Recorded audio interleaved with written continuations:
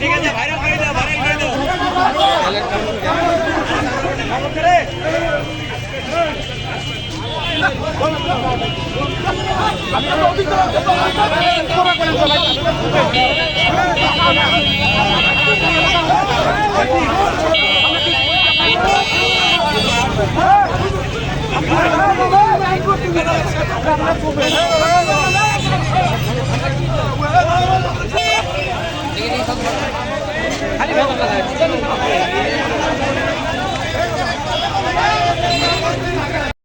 আমি সিরিয়াল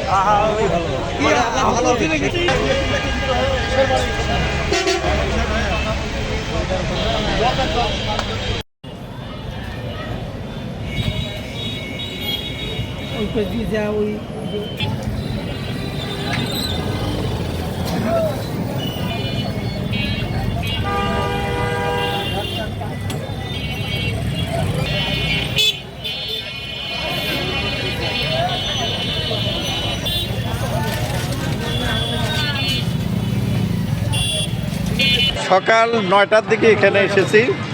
আসার পর দেখি প্রায় 30 থেকে 35টা গাড়ির পিছনে আমার গাড়িটা দাঁড়া আছে।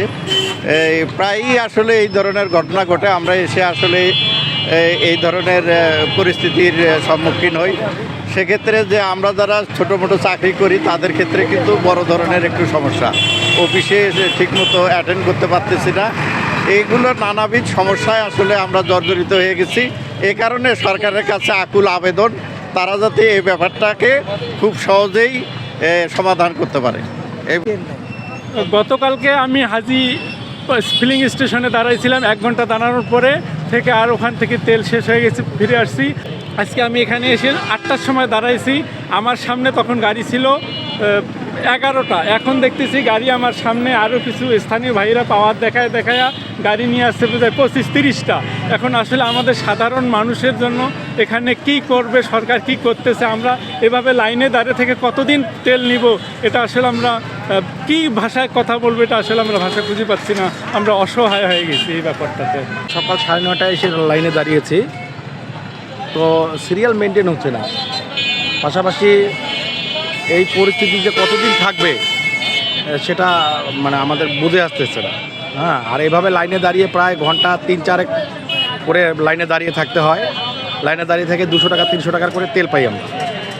তারপরেও মানে পরিস্থিতি খুব একটা সুবিধার না।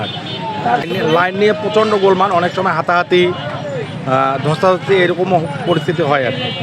সিরিয়াল মেনটেনে অনেক সমস্যা হচ্ছে। সামনের দিকে সকাল থেকে যেটা দেখা যাচ্ছে আর কি, অনেক পরে এসে প্রায় 20 থেকে 25টা গাড়ি আপনার সামনের দিকে সিরিয়াল মেনটেন বাদে মানে সামনে এসে দাঁড়িয়েছে আর কি।